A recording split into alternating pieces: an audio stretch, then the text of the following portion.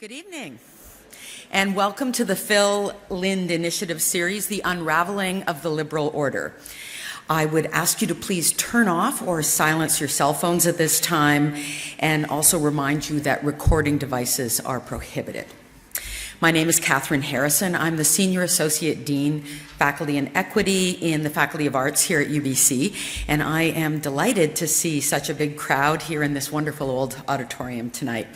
Before we begin, we are pleased to respect the traditions of the Coast Salish First Nations, and in particular, I wish to acknowledge that we are meeting tonight on the traditional, ancestral, and unceded lands of the Musqueam people, who have called this area home for many thousands of years and continue to do so today.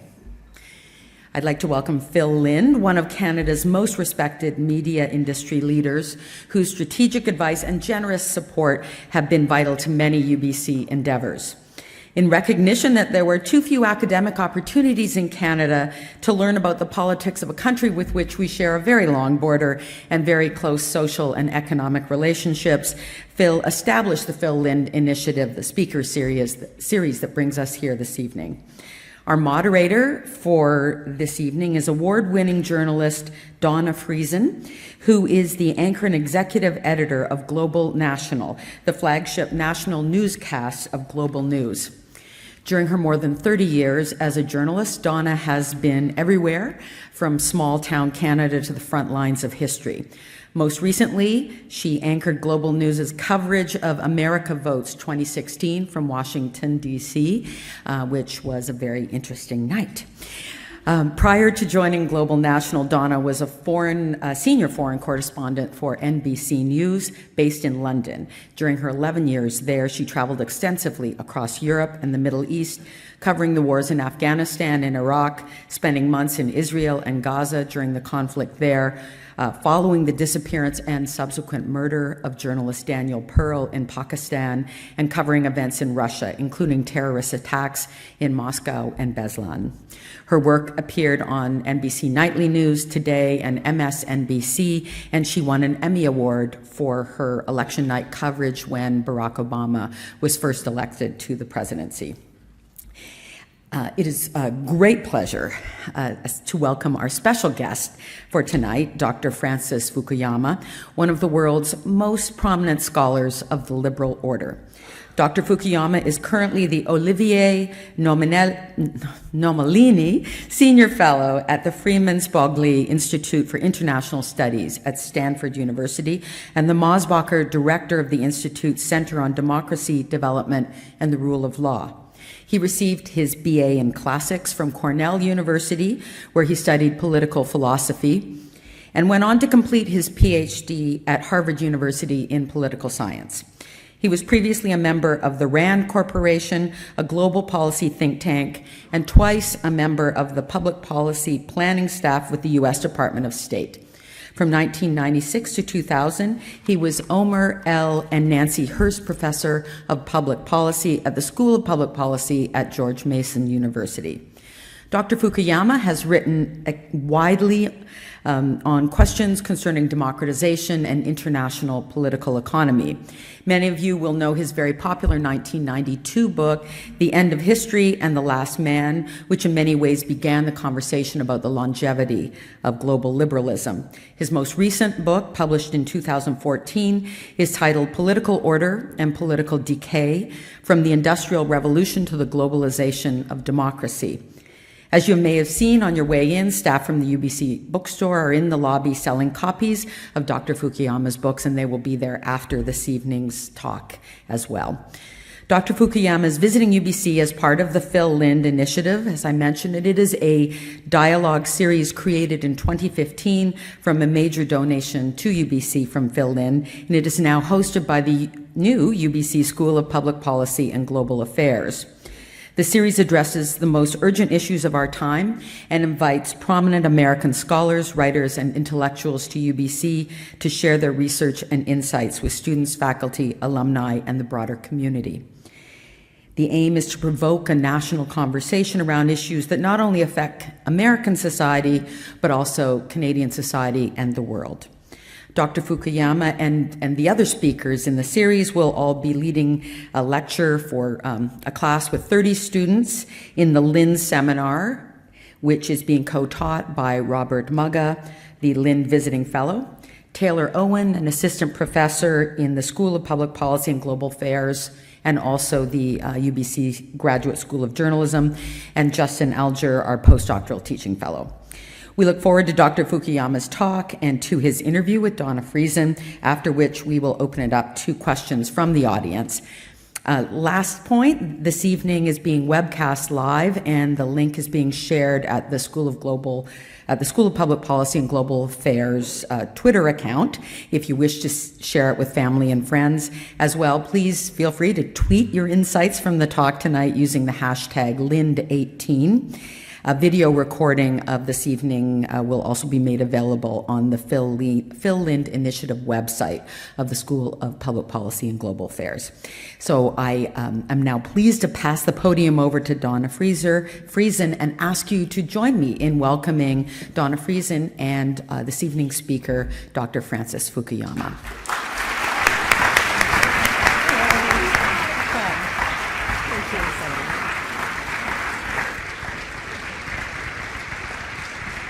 Thank you so much, Ms. Harrison. And it's just an honor to be part of this enlightening lecture series. It feels to me like it's a relief that 2017 is behind us, because it was such a year of disruption and upheaval. And yet, as we look ahead to the next 11 months of 2018, there's still very much a sense that we're not on firm ground.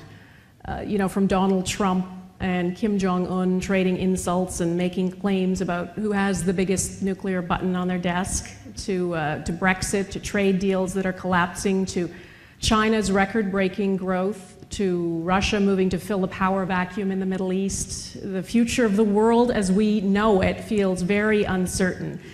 And once we used to value durability, now it seems that we have to value flexibility. And I'm not sure that's necessarily a bad thing. As a journalist and executive editor of a nightly newscast, I spend my whole day flitting from one news story to the next. And right now the news cycle is so fast, there's very little time to contemplate the sense of the moment that we are in, or to dissect what's happened and try to take it in and understand what it might mean for us as a society and where we're going as a society. And I think if I feel that way on a daily basis, imagine what our viewers are feeling and consumers of news these days. I also think journalists and the free press are a pillar of democracy, a vital part of a liberal democratic society, and we are under attack like never before. The attack, of course, led by the President of the United States. And if I was to stand on a stage and say that 2 years ago, people would think I was crazy. Without an informed citizenry, which is what I like to think we try to do in the news business, it's difficult, of course, for citizens to make informed choices at the ballot box. So the timing is perfect for this series of talks. It is a real luxury, as I say, for me to be here among smart people, to listen to big thinkers. The speakers in this series are amazing, and I want to thank Phil Lind and everyone at the School of Public Policy and Global Affairs for organizing this. I want to say as well, we want to engage all of you, not just have you listen passively, but ask questions. So after we hear Dr. Fukuyama's lecture, I'll spend a few minutes asking him some questions, some of my own self-interested questions about the media as well. And then I want to give the floor over to you. There will be some roving microphones in the audience, so please formulate your questions.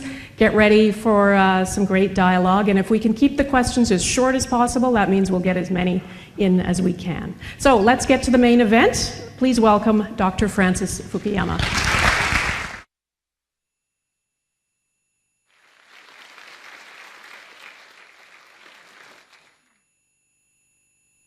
Extremely kind introduction, and I'm really delighted to be here in Canada. It's said that Canadians are just like Americans, except much nicer, and I think that that's actually, in my personal experience, true.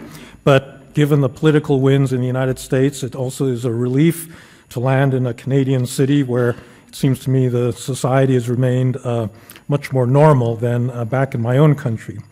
So thank you for inviting me to UBC and for being able to participate in this series.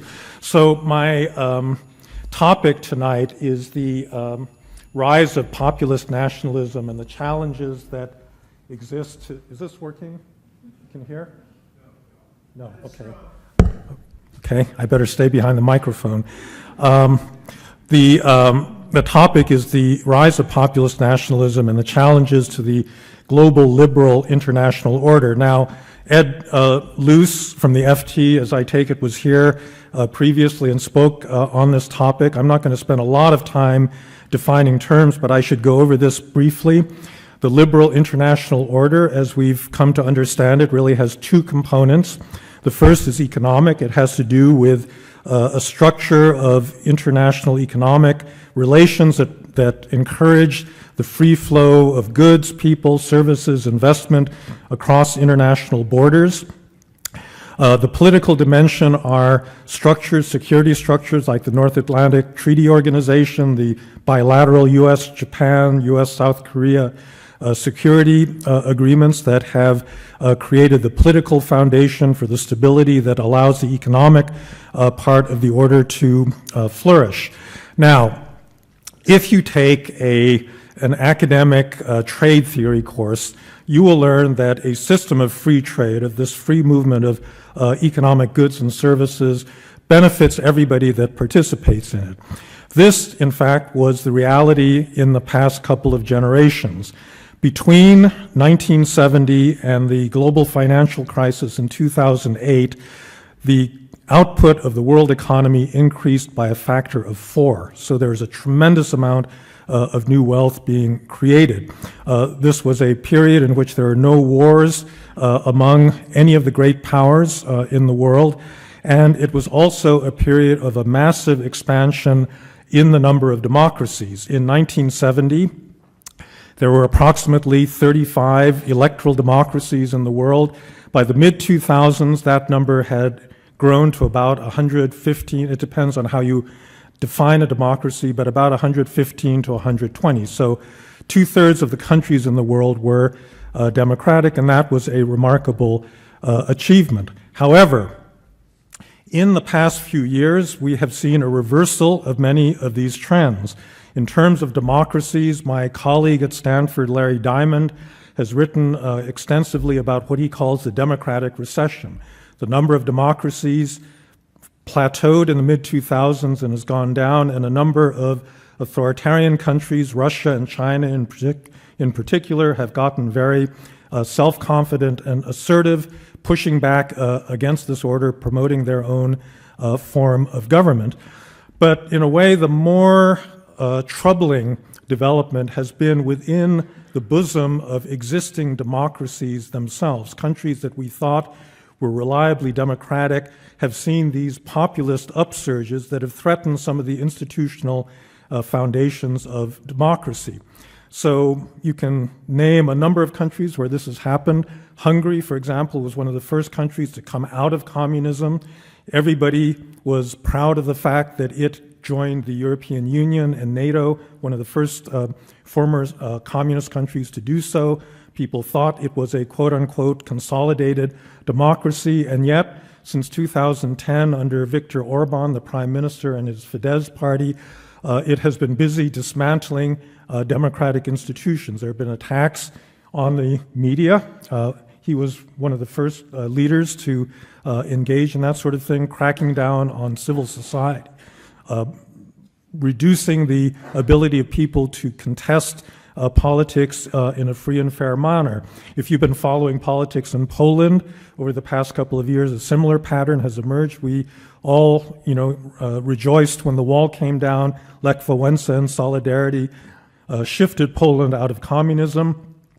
And yet the Law and Justice Party there has spent the past year trying to essentially undermine the independence of the Polish judiciary by putting its own party militants in place of all of the existing judges in that system. Turkey, under President Erdogan, has engaged in a similar exercise. All of these have a common characteristic in which an elected politician uses his democratic legitimacy to undermine the other pillars of democracy. Democracy needs a state, it needs a clean, uncorrupt state, and it needs a rule of law that restrains leaders. And what's been happening is the democratic part of the liberal democracy, the third leg, has been weakening the first two legs. This is the phenomenon of populism that now has spread to the heartland of democracy itself. You had the vote in Britain in 2016 to leave the European Union, the Brexit vote, in which integration with Europe was rejected by a very substantial number of British voters. And then, of course, the really big earthquake, the election of Donald Trump in that same year. So it's one thing, I mean, democracy has always been challenged by authoritarian countries. That was the situation throughout the Cold War. And in a way, the rise of China, you know, it's a long-term challenge, but that's nothing new. I think what is new is this challenge to the foundations, the institutional foundations of democracy from within the oldest and most established democracies through this wave of populism. Now, I need to define populism because this is not something that even political scientists particularly agree on, and I think that there are basically three characteristics that have been associated with regimes that are called populist. All right, so the first one has to do with economic policy, that populists like to do things that are popular. They like things like price subsidies, subsidizing gasoline, or providing free healthcare clinics, or other kinds of, you know, access to consumer goods that are good for people. They're popular, and that's why they're populist, but they're not sustainable. The classic case of this was Venezuela under Hugo Chavez, who did all of the things mentioned, subsidized gasoline, you know, provided eye clinics and a lot of other social services that Venezuelans desperately needed, but it was all dependent on high oil prices. The moment prices collapsed in 2014, so did that regime, and the result is the Venezuela we see today, which is a total collapsing nightmare. All right, so that's definition one. The second definition is that when populists talk about the people, they don't necessarily mean all the people in the society. They usually have a certain subset of that population in mind that is usually based on a racial or ethnic or religious or some other kind of category. So to illustrate, Viktor Orban, the aforementioned Viktor Orban in Hungary, gave a speech last year, actually, in which he said, well, Hungarian national identity is based on Hungarian ethnicity. Well, that's one way of understanding national identity. It's problematic, though, because not everybody that lives in Hungary, not everybody who is a citizen of Hungary, is ethnically Hungarian. Furthermore, there are many ethnic Hungarians who live outside of Hungary, in Romania, in Slovenia, in other parts of Eastern Europe. So what is their status? Are they part of Hungary, or are they citizens of the countries in which they are currently residing? This is very problematic in a liberal democracy for precisely the same reason that Adolf Hitler was very problematic for Europe during the 1930s, when he tried to define German national identity in very similar ethnic terms. All right. Now, the third definition, I think, is critical in terms of institutions, which is that populist leaders usually are very personalistic. They want to have a personal relationship with the people. They want an unmediated relationship. And that's bad for democracy for the following reasons. Democracies are not just about popularity and popular elections. They are based on institutions, checks and balances that actually constrain the ability of any one actor, particularly the executive, the person at the head of the government, to exercise untrammeled power. But the populist leader says, you elected me, I represent you, I represent the popular will.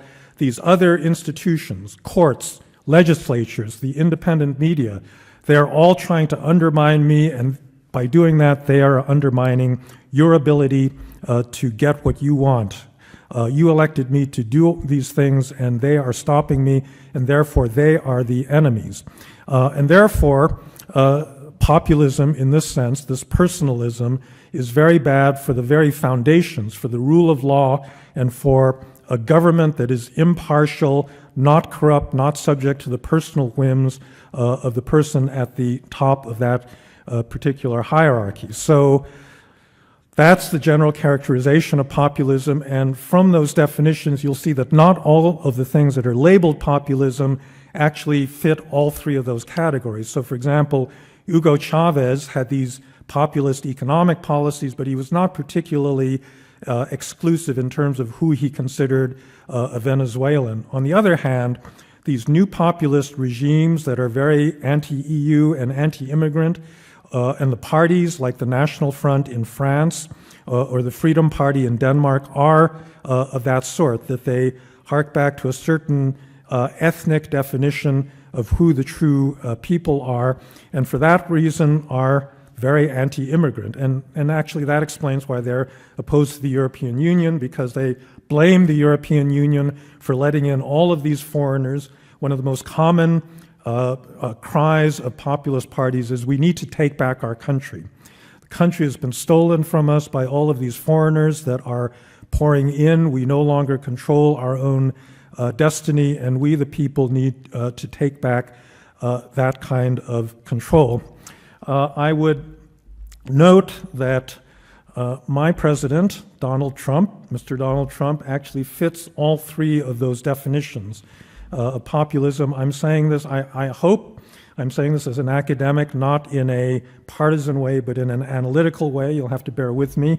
But it does seem to me that in advocating a pretty crude form of protectionism during his campaign, he fit the first category, meaning things that feel good in the short run, you know, keeping out Chinese goods or Mexican auto parts or whatnot, but are very bad in the long run.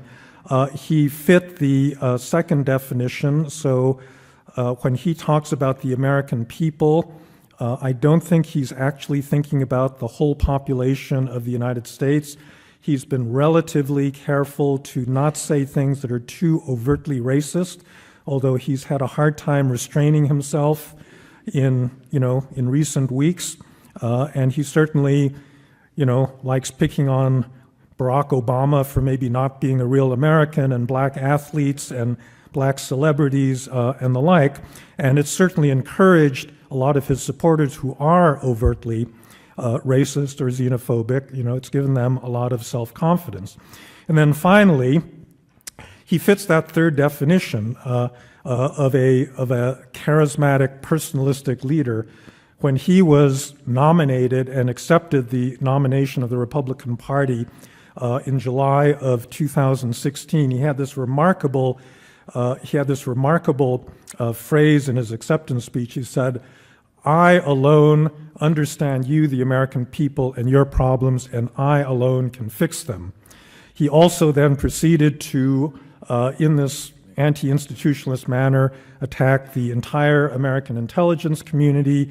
He called the mainstream media enemies of the American people. You really have to go back to Joseph Stalin or, a leader of that ilk, to find that kind of rhetoric being used. He's attacked Congress, in fact, his own party. He's attacked the courts. He's attacked basically any institution that has stood between him, getting done what he wants to get done. And so I think he qualifies as a populist according to the definitions that I laid out. I would say in office, on the economic front, he's actually behaved much more like a conventional conservative Republican than like an economic populist, but we can, maybe we can bring up why that happened a bit later on. All right, so that, I think, is kind of the lay of the land. There's many other populist parties waiting in the wings. If you follow Eastern Europe, you have a lot of mini-Trumps coming up in Serbia, in the Czech Republic, in other places, and then almost every major European country has a populist party, like the National Front in France, which, although they were defeated last year electorally, still represent a very big and important part of the population. And so that threat is really not gone. All right. So then the question is, why now? Why in the middle of the second decade of the 21st century do we get this upsurge? And I think, Here again, there are three reasons. Everything's going to come in threes this evening. The first is naturally economic, and this has actually been discussed, I think, quite extensively in the popular press. So that trade theory course that I described to you will tell you that everybody benefits from participating in a system of free trade. That same theory will tell you that not every individual in every country benefits.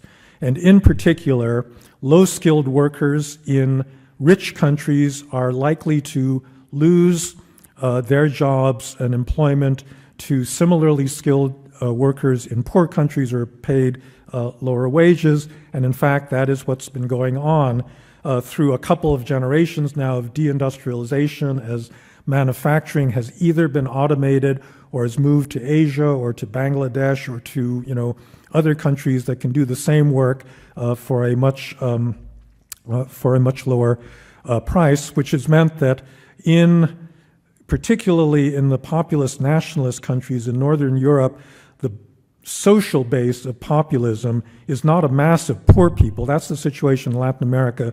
It's really a declining middle class. It's people who thought that they were the center, that they were the breadwinners and the mainstay of their national economies, who are now finding that they're being sucked into a kind of underclass. And it actually has a social dimension. So in the United States, it turns out that in rural communities, there's been this massive opioid epidemic.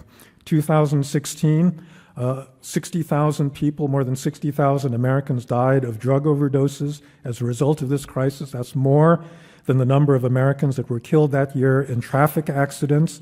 And it was largely ignored, I think, by the mainstream press until the election, when, like in the New Hampshire primary, it became clear that this was a single thing that was preoccupying, the largely white and heavily rural voters in New Hampshire. And so economic decline corresponds to a broader social decline. Now, the second driver of populism, I think, is political. The big rap against democracies is that they talk too much. You have parliaments or congresses that yak and they can't get anything done. You have interest groups, you have to make compromises, and as a result, nothing happens. This is actually a situation in my last book I described as vetocracy, meaning rule by veto, which I think has been particularly a disease in the United States, where our system of checks and balances has actually prevented Congress from doing things that it ought to be doing, like passing an annual budget. And we just this last weekend went through another government shutdown because Congress couldn't agree. Actually, the only reason the government's still open is they kicked the can down the road by like a month. They didn't solve the problem. They actually just kicked the can down the road. And this is not the way a responsible, serious political system operates. I think Japan, Italy, India, there's a number of other democracies that have had similar problems in acting decisively, and that creates a demand for a strong man. So Abe in Japan, Modi in India, and I think Donald Trump in the United States are all there saying, look, the old system is broken, it's captured, it won't make the right decisions. I'm the one that's going to break through all this nonsense and really get things done. I'm a businessman, successful, I've got a track record, and I will do it. All right, so that's the political part. The third one is cultural, and actually I think this is the one that is the least appreciated and, in a way, the most important. Economic decline oftentimes manifests itself as cultural decline and as cultural resentment. We all of us human beings have an inner sense of dignity, and we get tremendously angry if we feel that dignity that is the basis of our self-esteem is not being adequately recognized by other people. And that's the passion that drives a lot of people into politics. And what has been going on in a lot of working class communities in the United States is that many people just think they're invisible. They think that they are invisible to the coastal the bi-coastal elites, the journalists and the politicians and the lobbyists and the other powerful people that are in New York, Los Angeles, Chicago, and the like. But out in red state America, they've got problems, but nobody really cares. Nobody makes Hollywood movies about them. Nobody celebrates their particular struggles, and so forth. There's a nice book about this by Arlie Hawkshield called Strangers in Their Own Land. She interviewed a lot of Tea Party supporters in rural Louisiana, and she has a central metaphor that everybody is waiting on line in a long line. There's a door at the end of the line that's called the American Dream, and so they're waiting patiently, raising families, going to work every day, working hard, and all of a sudden they see other people cutting in line in front of them. They may be African Americans or women or members of the LGBT community or Syrian refugees, but all of these people are getting ahead of them because the government is giving them special preferences. And this, is a reflection of the fact that they are being ignored and kind of despised by the coastal elites. And this explains some really interesting things about American politics right now. So as you're well aware, Donald Trump has said, virtually every day he says something just completely unprecedented for an American president, unpresidential, undignified, and so forth. In any other politician, this would have ended their career right away. It doesn't end his career. Why? Well, because I think in the ears of a lot of his supporters, what he's doing is he's being honest. He's actually practicing something that's key to identity politics, which is the ethics of authenticity. So people will say, yeah, well, maybe he shouldn't have said that, or maybe that's really kind of prejudiced, but at least he's saying what he means. Every other politician out there is modulating what they say to make sure that it's politically correct, that they're not offending everybody, and we're just sick and tired of this kind of elite caving into, to political correctness. And I think Trump, he is a genius in certain in certain respects. In this respect, he kind of understood that this is something that would resonate with people, and he has exploited it to the hilt. And one of the consequences of that is that identity politics, by the way, short advertisement, I'm actually going to publish a book on this subject in September, so look for it in your local bookstore. But I think that identity politics, which was actually born on the left, it was originally about blacks and women and the LGBT community and the disabled and indigenous peoples, has now migrated, unfortunately, to the right, where you have the rise of increasingly open expressions of white nationalism and, just frankly, racist and xenophobic kinds of speech being, uttered in public in a way that was really not possible just, a year or two ago.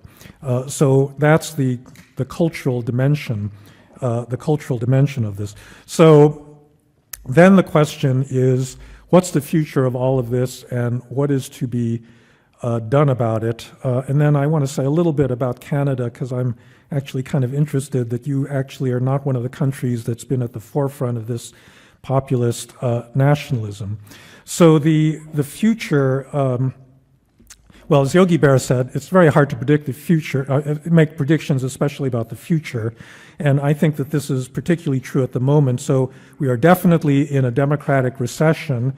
Whether this is going to deepen into a full-scale depression and lead to the kind of conflict that you saw in the 1930s, which is the last time we had populist nationalism as a really big force in the world, that is very hard to say. My inclination is to think that that is not going to happen for a number of reasons.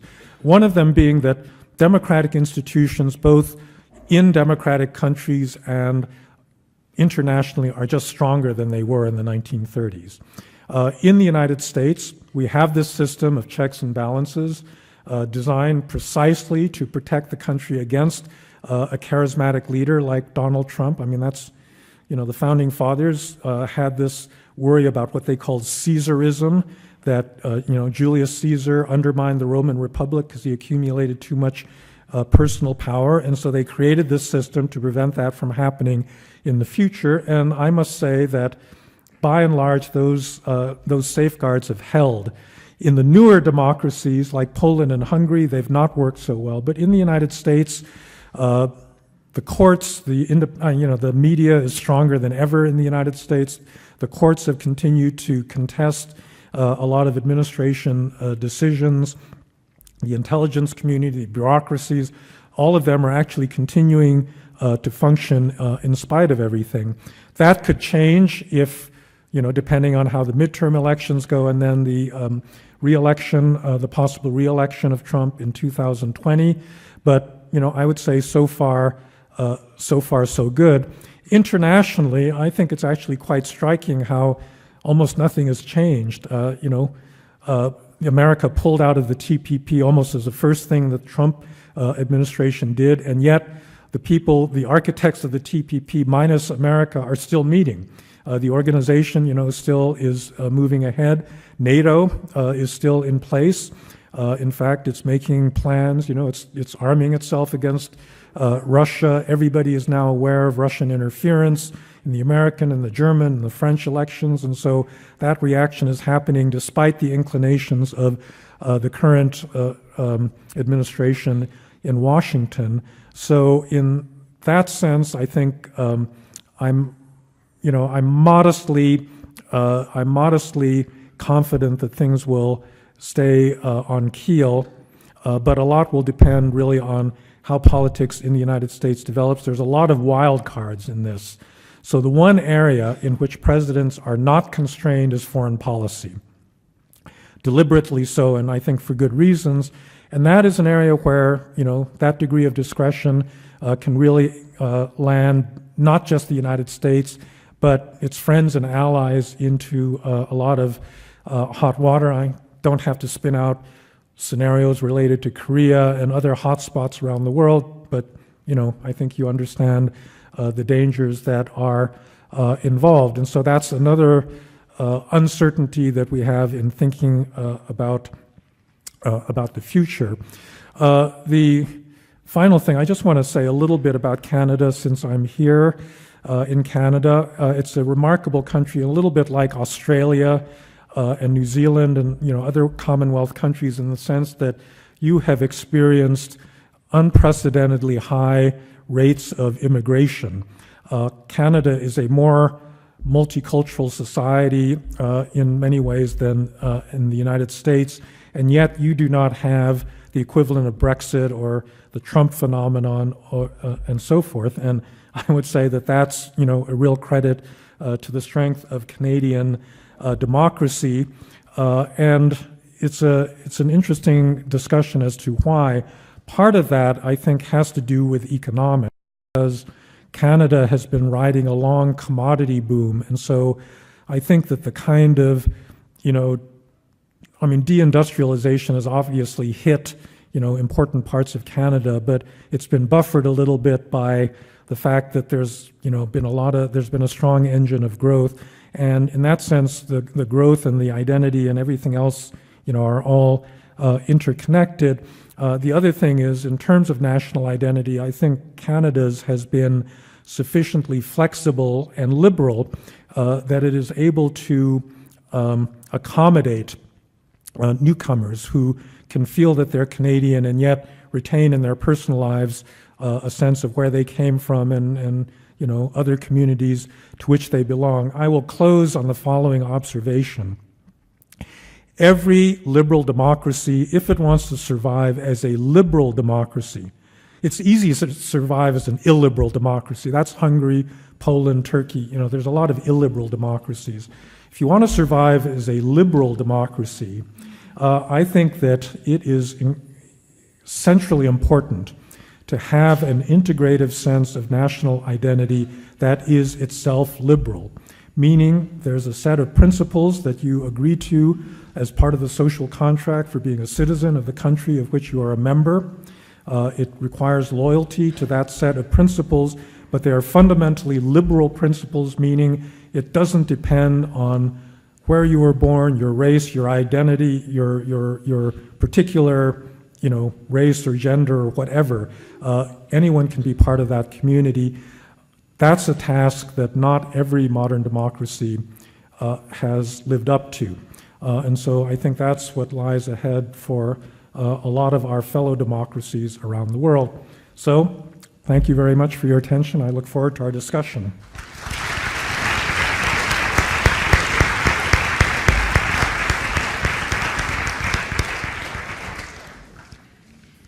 Thank you so much. I think we're just going to make sure our microphones are working. Yes, that seems like it's on. Boom.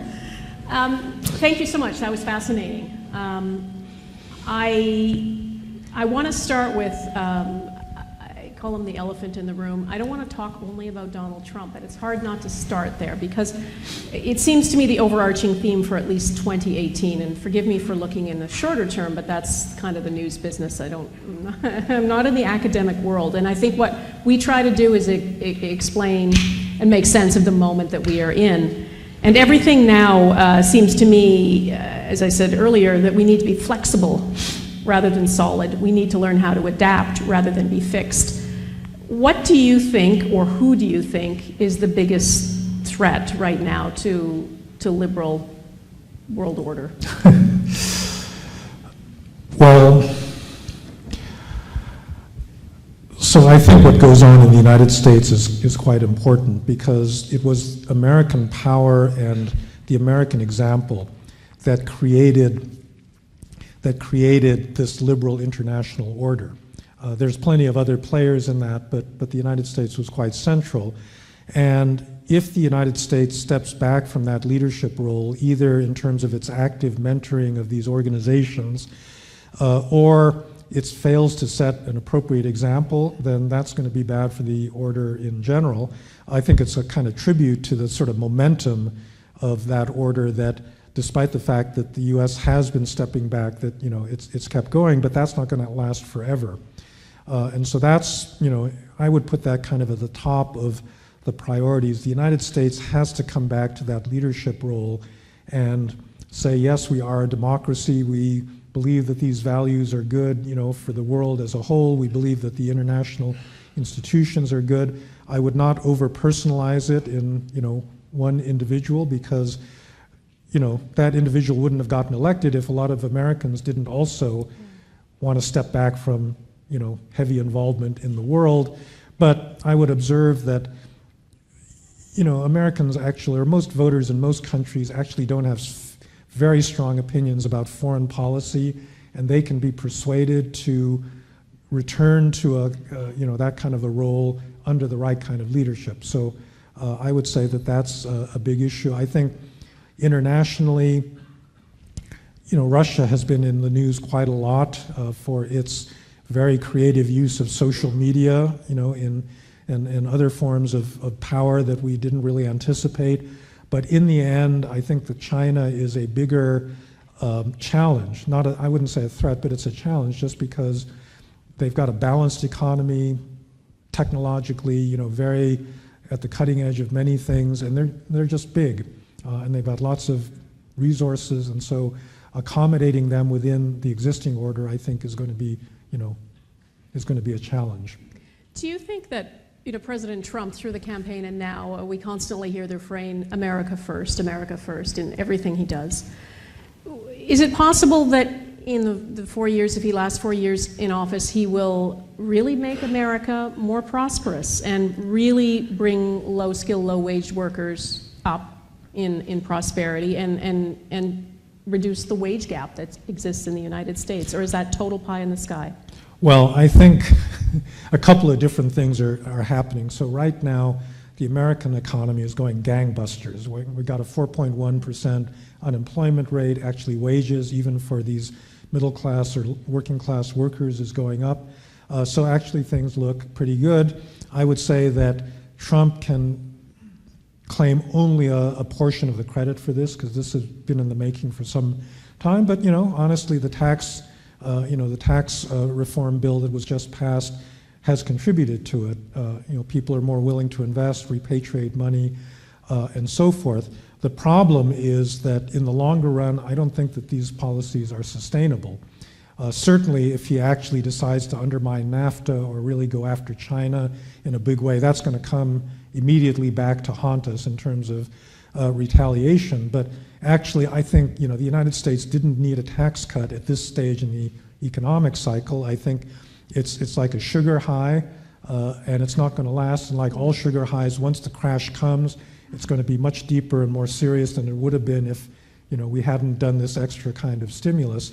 The political calculation, however, is, just for the Republicans, just let that crash happen after the 2020 presidential election, because we don't want to take ownership of it. And unfortunately, that's the way politics works. Yeah, that is unfortunate. Getting to the issue of China, growth in China has hit records. I think it was 6.9% according to the IMF in 2017, projected to be 6.6% in 2018. Is it a particular kind of Western arrogance to think that liberal democracy is the best system in which humans can live and prosper? Well, live and prosper includes a lot of things other than economic growth. I think that a number of authoritarian modernizing countries have demonstrated that you do not need democracy in order to grow fast. So South Korea, Taiwan, Singapore, there have been lots of countries that didn't have democratic political institutions that sustained really high rates of growth, right? So that, I would readily concede. The real question is a couple of things. Is that growth model sustainable? And is that enough, to actually make people happy with their lives? I think, for a period of time, sure, because I think the traumas that China went through, Great Leap Forward, the Cultural Revolution, all of these upheavals, replacing that with a stable period of prolonged economic growth, rising middle class, rising incomes. Why shouldn't people be, content with that? The real question is that growth sustainable? I think there are a number of reasons to think that it may not be. And then the real test of the system is, in a downturn. Like China's not experienced a recession since 1978. Supposing you suddenly had 10% unemployment, as we did for a while after 2008, are people going to feel as happy about the system then? And I think that's a question, we can't answer at this point. Canada's Prime Minister talks a lot these days about what he calls progressive trade, about wanting to be a force for good in the world. And he says, this is the way he puts it, he wants to strike a bargain, the best of both worlds. So access to markets, lucrative markets like China, but protecting gender rights, protecting women's rights, environmental and labor laws. This is what he actually said in China last year when he was there. If we move forward with simple, straight, classic trade deals that focus on tariffs and barriers, then we're going to find ourselves in a world where protectionism and inward thinking is the only option. Mm-hmm. Do you agree with that? It depends on the specifics of the package that's being offered. In principle, yes, of course. And in fact, this is a critique of the old trade regime that Danny Roderick, the economist at Harvard, has argued quite strongly, that the people that negotiated the WTO and NAFTA and so forth, the way that they designed the institutions biased it towards the interests of large corporations, all the big, powerful multinational players, at the expense of things like labor rights and protection of indigenous communities and women and all of these other things. And so it's perfectly legitimate to want to build an alternative order that takes those kinds of issues into account. The trouble is that if you do too much of it, you're not actually going to have a system of free trade. I mean, you're going to create not the old kind of protectionist barriers, you're going to create new ones. So that's why I say it really depends on the specific way that you try to implement this. Would I, if I were a Canadian Prime Minister, would I say this in Beijing? Absolutely.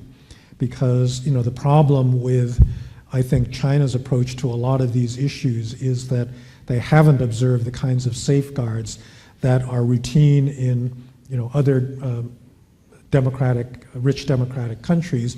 And I think as they get richer, they're going to find that these issues are ones that they should care about themselves. I want to ask you about income inequality, which has grown to unimaginable levels, really. There was an Oxfam report that came out this past week that said about 82% of the wealth created across the globe went to the top 1%. There was the world's billionaires made over $462 billion combined, which is enough money, according to Oxfam, to end extreme poverty around the world 7 times over, and that a new billionaire is added to the list nearly every 2 days. It was the liberal democratic order that got us here, right? So how big a threat is this now to our future? All right, so there's several factual issues, I think, that need to be put on the table. You know, a number of people have written about this. Piketty. There's also a very good book by Branko Milanovic, the former World Bank economist, that shows, I think, that if you look at the world as a whole over the past 30 years, yes, it's true that global inequality by certain measures has increased, but it's also the case that global poverty has fallen at a absolutely dramatic rate. You know, hundreds of millions of people have left poverty and are now, you know, you can consider them middle class. Not all of them are in China. You know, a lot of them are in Bangladesh and India, Latin America, Sub-Saharan Africa. I think the same is the case for literacy rates, too. Yeah, no, and, I mean, literacy, under 5 mortality, you know, there's lots of indicators that show that it's not just, you know, the top 1% that's been benefiting from all the economic growth that we've had. The real problem, Milanovic shows us particularly, is in the middle, where the people that really have not benefited are these working class and middle class, you know, workers in rich countries. They're the ones that have lost ground, and politically they're very powerful. All that being said, the concentration of wealth at the top is itself a separate problem, even if other people are getting richer, because just obviously in a democracy or in any society, wealth turns into political power, and it biases the political system in favor of the interests of those people. So, you know, the banking lobby in the United States Congress is still, you know, despite the financial crisis and their culpability for it, you know, it's still the most powerful lobby in the United States, and you can't actually really reform the system, you know, given the power of, you know, that particular group. So yes, that is absolutely a really big challenge. For inequality in that form translates into political inequality, and that's a bad thing. I wanted to ask you about the media, my self-interested question. How concerned are you about this assault on journalism and the free press? And not only from people like Donald Trump, but also the business model is broken. So we're all facing declining revenue, and the growth of digital journalism and platforms has been great to spread content, but the advertising revenue has just tanked. So at a time when it feels to me like we need to have even more important than ever to inform the public about politics and everything else in the world, it's getting harder and harder to do that. Well, you know, I live in Silicon Valley, you know, amidst all these big internet platforms that have been getting rich. That's why housing prices are completely unaffordable in Palo Alto, where I live. And all that money is being sucked out of the rest of the economy, and certainly out of the rest of the media ecology, you know, as a result of this. Yeah, I mean, it's stunning, the turnaround in attitudes towards these new media platforms over the past 6 months, because I think 10 years ago, everybody had this very favorable view of Google, of Facebook, you know, Apple, Amazon, I mean, all these tech giants. It was a democratizing force. Yeah. That's what we thought it People would be. thought that it would, and there's a logic to it, and in fact, it was democratizing in certain respects, because information is power, and if you increase access to information, you give people more power. But, you know, the truth of the matter is that all those editors and gateways and gatekeepers and so forth that were going to be destroyed and disrupted by this technology revolution actually were doing something useful, you know, by not allowing everything to be published. You know, they were ensuring that there was a certain quality, at least to factual reporting and things of that sort. And I think that the business models of all of these platforms has blown that apart, because the coin of the realm is virality. It's how many clicks you get. And that is dependent not on high quality content, it's dependent on sensationalism and, you know, confirmation bias. I mean, all of these things have been operating in that fashion. I actually think we've started a couple of projects on this topic at my center at Stanford, because we're kind of right in the middle of it. And I think one of the big problems is that Facebook especially, but also Google and Twitter, have in effect become media companies. But they absolutely do not accept the responsibility that a traditional media company took on to be a responsible custodian of information. You know, in fact, they take content from existing media companies and profit That's right, from it. and simply you know, pass it on, and their business model actually encourages, you know, the wrong kind of information and accelerates, you know, the movement of it. And so, you know, there's a couple of approaches to this. I mean, one is the one that's been taken by the Germans, which is to try to regulate it. You know, 50 million euro fine for fake news, you know, the so-called Facebook law. That kind of thing just, it wouldn't happen in the United States because of our First Amendment and, you know, other things. And so therefore, I mean, I think that, you know, as a result of political pressure, there just needs to be a way, a change in the way these platforms think about themselves. They are media companies, and they have to take responsibility as media companies. So that being hauled before Congress and having to answer questions about it? Well, so that cycle is beginning. The trouble is that the administration it's sort of two minds. You know, it wants to censor all the negative anti-Trump news, but it doesn't want to censor the stuff that's positive, right? It doesn't want to censor all the right-wing fake news. And so they're not going to be a very reliable partner in this. So the question is, in our toxic, polarized political environment, can you get enough consensus, you know, to put certain limits on the kinds of things that these platforms can do? Now, there's already some consensus on things like child pornography and cyberbullying and, you know, things of that sort. There may be consensus on foreign governments, you know, being able to buy advertising, because I think, you know, generally speaking, that would receive support, but going anywhere beyond that, I think is going to be pretty difficult, because it's going to hurt one party more than the other, and given the polarization, that means it's a no-go. I'm curious about leadership in these uncertain times. We got the news today that Oprah is not going to run for president. She says it's not in her DNA to do that, so we won't have another billionaire TV star on the ticket. But, you know, America, of course, does have a reality TV billionaire in office right now.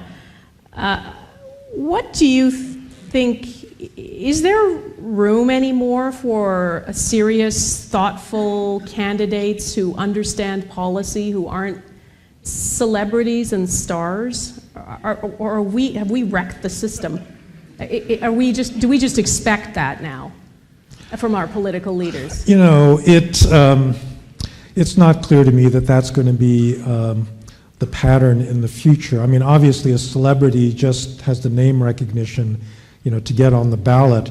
But I think you can also, I mean, it's hard to say this after the 2016 election, but you can also underestimate the intelligence of voters. And it could be that after having experienced one celebrity president, people will say, okay, enough is enough, you know.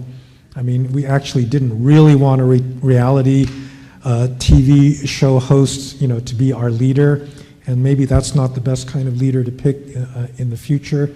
So, you know, we'll have to wait and see. Okay, I was hoping you'd say something else. Give me something else. Like it'll never happen again. Well, you know, actually, quite honestly, I think Barack Obama set a bad precedent, because it had been the case that almost no American presidential candidates came out of the Senate or out of Congress in general, because Americans thought that a president should have executive experience. Mm-hmm. So most candidates were governors of states before they thought of running for and certainly nobody as a first-term senator thought that they were qualified to be a president. And quite honestly, Obama's lack of executive experience, I think, actually hurt him in a lot of areas. But that didn't stop, in the primaries, a whole bunch of first-term senators like Ted Cruz and, from running. So maybe it takes a few election cycles. I guess, my image of democratic politics is it's a stupid donkey, and you got to hit the donkey on the head with a 2x4 several times before it gets the message. Yeah, I better get up and and do something.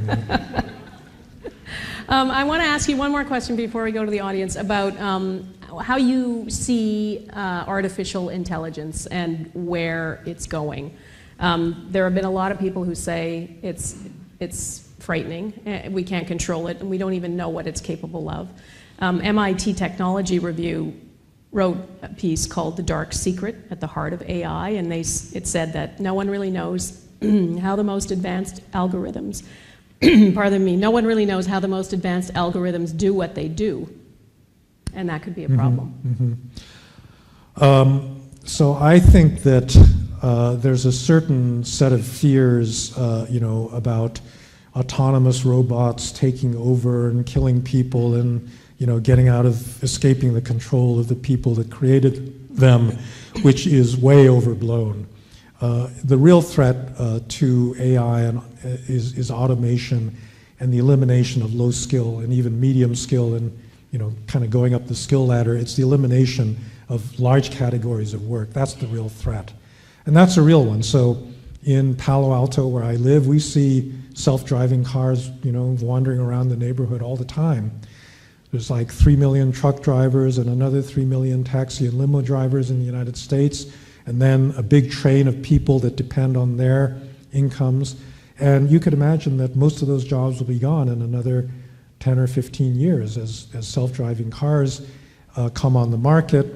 And it's not clear, what somebody like a 55-year-old, taxi driver, what that person does to retrain, to get the skills that would be necessary to, fit into the kind of digital economy that's evolving. So that, I think, is the real threat of all of this stuff. And unfortunately, I've not seen either on the left or the right any politician articulate a realistic program to deal with that, that problem.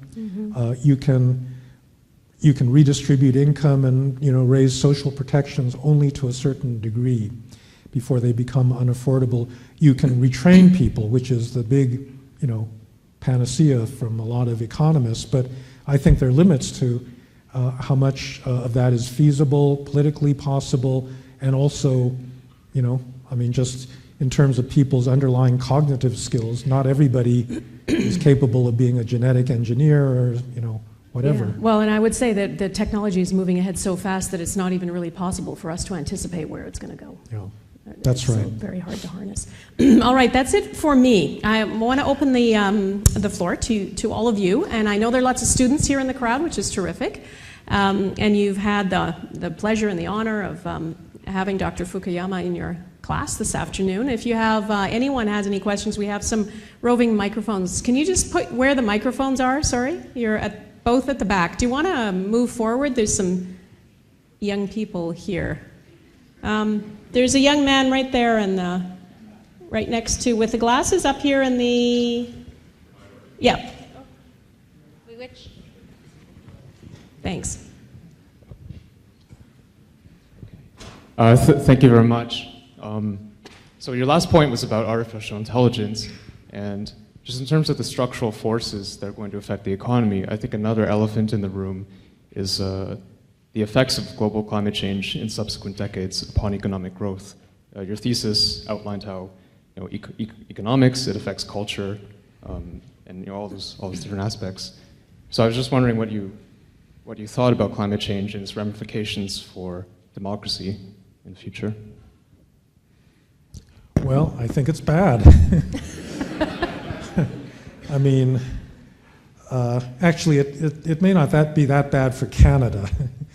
As the growing zone for a lot of crops moves north, you're not actually going to do that badly. But in general, for the world as a whole, the adjustment costs are going to be tremendous. It's already, the source of a lot of political upheaval in many parts of the world.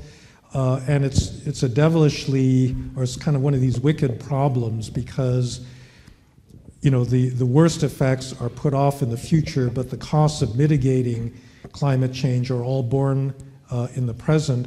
And moreover, the harms that are done are not necessarily done to your own society. They're done, to places like Bangladesh, that you don't care that much about, and therefore you're not going to accept, a big hit economically in the short run in order to make, people in Bangladesh in 20 years better off. So I think that's why it's been extremely hard to get international action on this. We had a discussion of this in our class discussion this afternoon. I actually think that this is one of these problems that transcends regime type. So it's not that democracies have a particular problem dealing with it. Everybody's going to have a big problem dealing with it because it requires adjustments that are hard for any political system to make. I think that, the only real hope is, further technological innovation of a sort that will, come up with ways of mitigating, carbon emissions. I mean, in fact, you got to do more than mitigate it. You've actually got to remove carbon from the atmosphere in the long run if you're going to successfully deal with the problem in a long-term basis.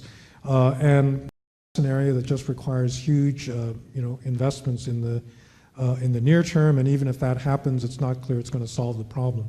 So, unfortunately, not every problem that humanity faces is actually politically a soluble one. Another question. Let's do some gender balance here. Where's let's see.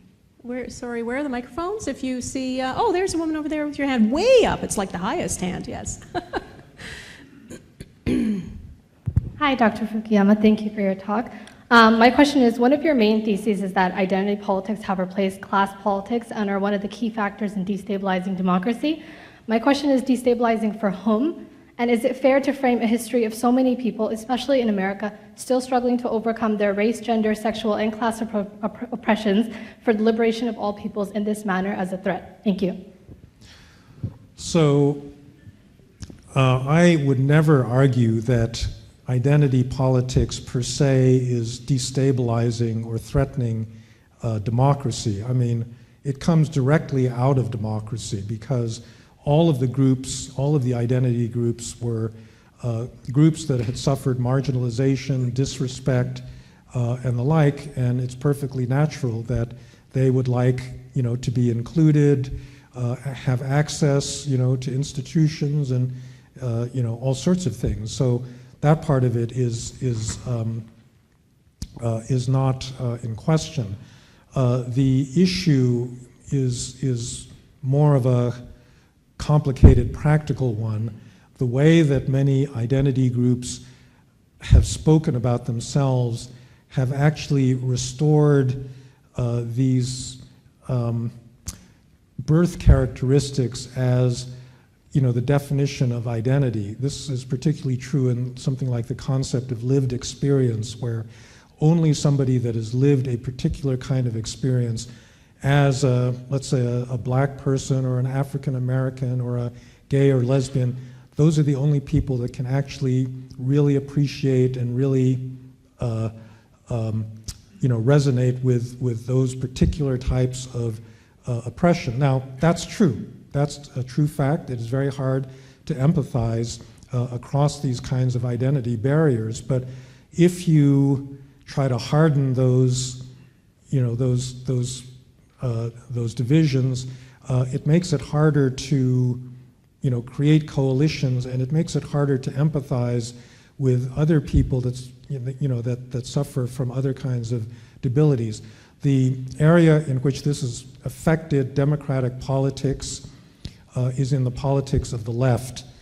The left, when it was based on class rather than identity, was a big coalition of which the working class, their trade unions, and the like were the single biggest component.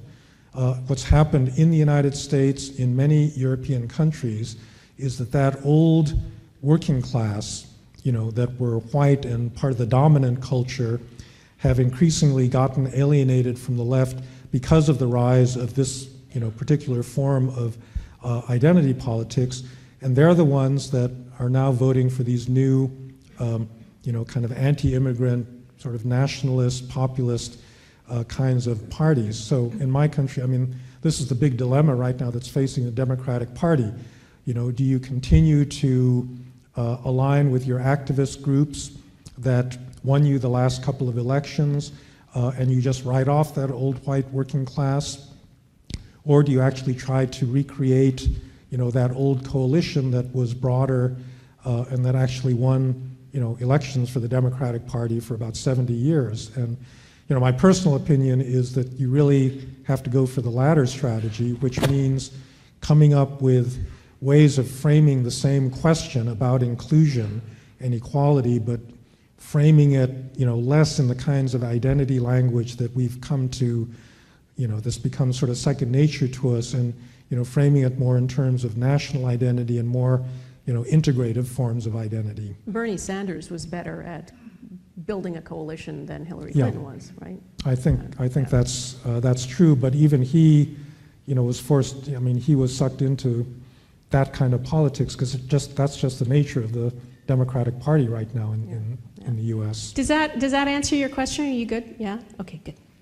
Right here, there's in the white pinkish shirt there with glasses, yeah. Thank you.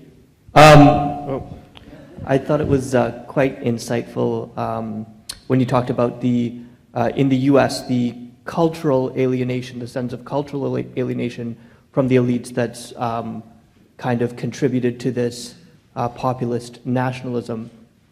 And it seems to me that because of the way that sort of the Trump voters identify with Trump as a spokesman, a cultural spokesman for them, that media criticism of Trump, even legitimate criticism, is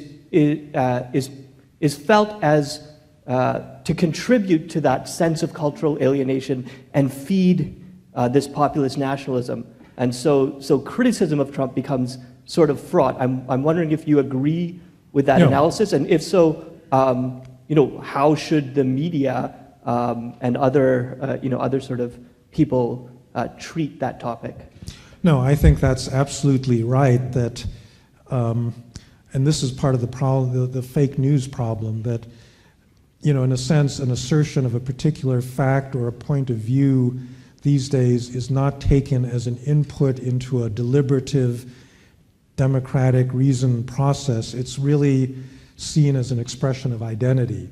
That who I am is reflected in what I think about immigrants or about crime or about a lot of these other issues, and therefore I'm not all that interested in actually kind of excavating what the reality of this particular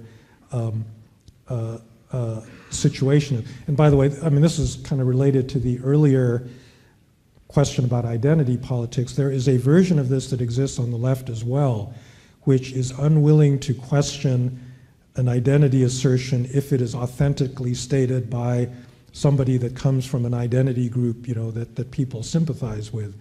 And so there's versions of this on both the left and the right. And again, I think that this is one of the reasons why this becomes dangerous for democratic politics, because in the end, if everybody's opinion about things, decisions that have to be made in common are simply fixed by who you are, you're not persuadable by facts, by discussion, by interaction with other fellow citizens, then I don't think you're going to have a very successful democracy, right? So I think this is kind of the challenge that is in front of us right now. He wants to follow up on. So how should people in the media? The follow-up is, how should people in the media sort of operate in this sort of climate? Well, I don't think that you can answer a lot of these criticisms by simply backing off doing what the media is supposed to be doing, by reporting information as honestly and, thoroughly and carefully as possible. I think the media's primary job is actually to keep doing its traditional job, living up to journalistic standards and so forth. I think that the fight is actually not going to be carried on by the media itself, because they're now seen as on the right as a partisan of one particular viewpoint. I think the fight, probably has to be borne by other parts of the population, using other sorts of tools. I'm not sure the media itself will ever put itself in a position where you can persuade one of these identity voters to, accept what they're saying just because they've changed their presentation a little bit. So I have a kind of an answer to that too, which is I think it's the media's role to do all those things you said to maintain journalistic standards, and we shouldn't change that now, given the moment we're in. But I think there's an obligation for all of you, especially young people, to raise the level of public discourse, to listen to other voices, so that you become the generation that we in the media go to for voices, and we hear you, and you spread that reasoned debate, and you listen to other people. You try to, as Dr. Fukuyama said, excavate to the kind of essence of things. And if all of you collectively do that, then it raises the game everywhere. So, right, next question. Sure, over here in you've got a microphone right there. Yeah. Thank you very much, faculty member in political science, a political economist. I'm struck with the three causal explanations you had of the erosion of democracy. In fact, that maybe the first one is driving the other two. That is, it's the economic erosion of one key class that's leading to partisanship and due to inequality. And then you have political erosion and inefficiency, and the identity results as well from that. When we look at the US, there's two factors. One is just bad policy in Congress in response to trade. Instead of sharing the benefits, they have been reinforcement of winners. And so in contrast to Canada, where you have public schools, you have healthcare and other things that redistribute. The other piece is the Danny Roderick piece, or Schumpeter, or you could bring Polanyi, which is the self-acceleration process in globalization, which, in a way, if you believe in Polanyi, there's a trilemma between democracy, sovereignty, and globalization. Right. And the only way, according to Roderick, is essentially to scale down globalization. Until you do that, and we find a way to do it without collapsing the whole system as in the 30s, then the first factor will keep growing, and you have a bigger Trump. How do you react to this? How can we address this first, the engine that's driving? So I think Danny Roderick's analysis of the trilemma is correct. You cannot maximize, sovereignty, democracy, growth simultaneously. And I think in principle, his wanting to scale back on the globalization side is the right answer if you can actually manage this in practice. And this is it becomes sort of a slippery slope problem, that if you start saying, okay, well, certain kinds of trade barriers on behalf of workers or environment or other kinds of issues are acceptable, does this set off kind of a cascade of, further barriers that basically, throw out the baby with the bathwater, so to speak?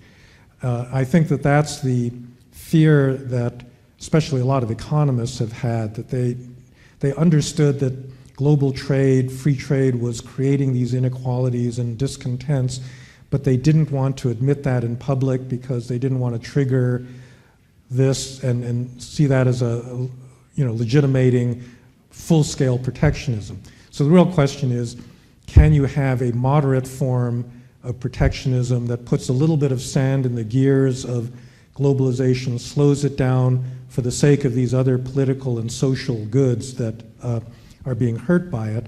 And I think we got to try some version of this. I just don't see how you can stick with the old system where you said, okay, full speed ahead, everybody else has to adjust to the consequences of these big disruptive changes, and we're not, that's up to individuals, but as countries we're not going to worry about. I don't think that's a acceptable thing, but it does bear these big risks of setting off a cascade of further restrictions where the pendulum, so it's swung way over here towards free trade, and now it's starting to swing back, and it may not just stop at a nice point, somewhere in the middle. Thank you. Yeah, there's a young man here at the, yeah. Thank you very much, Dr. Fukuyama. Many people were devastated when Trump was elected. Here at UBC, for example, they had to cancel midterms because the students were grieving too much and they couldn't study. Is that fake news or is that It's true? true story. It's true story? Math midterm was canceled for that. But I was thinking about this, and maybe it's a good thing that Trump was elected. Maybe it shows the fact that it shows those underpinning trends that have been happening with the American population and not only. And maybe in the midterm elections or in the 2020 elections, Trump will be replaced. There will be backlash against Republicans, against people, identity politics, and against all that. And new politicians, maybe Democrats, will come into power. The question is, if Democrats and those sort of politicians do come to power, will they address the questions of those, the red states in America, and will they promote legislation that will be to the benefit of the population? So, loath as I am to admit it, I do think that there were some beneficial aspects to the Trump election that go beyond some of the things you suggested. So for one thing, I think it's made a lot of Americans much more appreciative of their existing institutions. There's nothing like a threat to those institutions to make you realize it's nice to have, journalists and courts and, legislators and even the intelligence community. The CIA is now very popular. The FBI is popular with the American left, So in that sense, and then this mobilization of people, by Trump, I think is a very positive thing. People running for office, really wanting to get involved in politics. I guess my fear is that, again, it's kind of this pendulum business, that Trump has been so abrasive and he's gotten people, including me, so angry that the Democratic Party is really moving pretty far to the left, and a lot of its leading candidates, I think are actually putting themselves in a position where it's going to be hard for them to get elected, because they are going to lose a lot of those red state, swing voters that could vote either way, and a lot of it is going to be over these identity, cultural kinds of issues. But that's really, as I was saying, that's the big fight in the Democratic Party now, between someone like Joe Biden, who would appeal to those, those white working class voters, versus a Kamala Harris or a Elizabeth Warren, that would have a narrower but much more passionate support base. All right, one more question. Yeah, here up at the front here. Thank you so much for your talk. I'm actually a former student of Professor Pay's at Claremont McKenna, so I just wanted to pass along a hello. But one of the things we talked about a lot in his class was the idea of democratization, especially in developing countries, as having internal players in institutions, in governments, and in what cases those players kind of affect the way in which a government or a country moves forward.